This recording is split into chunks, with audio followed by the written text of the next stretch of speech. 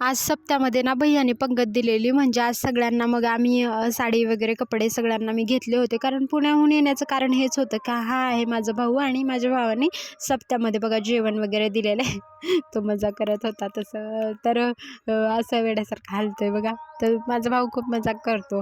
आता मग नंतर ते सगळेजण बघा कपडे वगैरे करत होते. तर मग बघा त्यांनी सगळे म्हणजे आहेर चढवणं म्हणतात ना गावाकडं, मग सगळ्यांनी साड्या वगैरे कपडे असे आणले होते. माझा भावाला कपडे वगैरे चढवले आणि मग बहिणीसाठी सुद्धा साडी आणली होती. तर माझ्या मधली जी बहीण आहे ही माझ्याहून मोठी बहीण आहे, भावापेक्षा मोठी बहीण आहे. मला 2 मोठ्या बहिणी आणि एक भाऊ असं आहे. मग नंतर ही एक मोठी बहीण आहे माझी, जी पुण्यामधल्या व्हिडिओमध्ये वगैरे तुम्ही बघितले असेल. तर आम्ही नंतर फोटोज वगैरे काढून घेतले, हे सगळं झालं आणि मग नंतर आम्ही थोडा वेळ इकडे दर्शन घेण्यासाठी वगैरे आलो होतो. आज हरिनाम सप्ताहाचा 3रा दिवस आहे आणि 3री पंगत ही आमच्या घरची होती. म्हणून मग मी पुण्याहून आले होते आणि नंतर काय थोड्या वेळामध्ये आम्ही कथा ऐकत बसलो होतो. तर इकडे खूप मोठं असं वारं आलं होतं आणि कसं असतं गावाकडे मोकळं वातावरण वगैरे असतं. तर हा मंडप बघा कसा पडला होता असा, आणि अचानकच एवढं मोठं वारं सुटलं ना की सगळे आम्ही कथा वगैरे ऐकत इकडे बसलो होतो. तर खूप मोठं वादळ आलं होतं आणि ववटाळ जे गावाकडे म्हणतात. मोकळं वातावरण असल्यामुळं खूप जे मंडप वगैरे असलं तेच कधी कधी उडून जातात आणि मग सगळ्या बायकांना माणसांना त्यांनी बाहेर पाठवलं होतं. आणि बघा इकडे किती वारं सगळं म्हणजे होतं आणि पावसाचं सुद्धा वातावरण झालं होतं.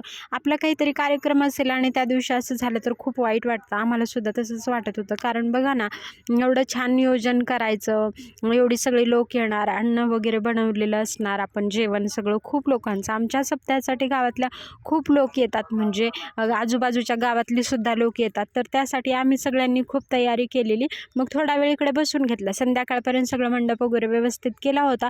इकडे हरिपाठ सुरू झाला होता आणि तुम्ही बघू शकता इथे जी आहेत ना ज्ञानेश्वरी वारकरी संस्था आहे, ज्ञानेश्वर वारकरी संस्था म्हणून. त्या संस्थेमध्ये माझ्या बहिणीचा मुलगा तो शिकलेला आहे आणि अशी लहान लहान मुलं आहेत तिथे जे म्हणजे भजन वगैरे ते असं करण्यासाठी हरिनाम सप्ताहामध्ये येत असतात. मृदुंगवादक म्हणून माझ्या बहिणीचा मुलगाच तो मृदुंग वाजवतो आणि अशा प्रकारे त्यांचं म्हणजे खूप सुंदर लहानपणापासून खूप चांगले संस्कार त्यांच्यावरती असतात. आणि या वारकरी शिक्षण संस्थेत म्हणजे खूप गोष्टी शिकवल्या जातात. हे भजन वगैरे अशा गोष्टी, मृदुंग वादन मुख्य आहे त्यांचं, कीर्तन करायला वगैरे शिकवलं जातं. तर लहुवाडीची ही म्हणजे ते निलंग्याची संस्था आहे, आता ते निलंग्याला झाली आहे ते संस्था.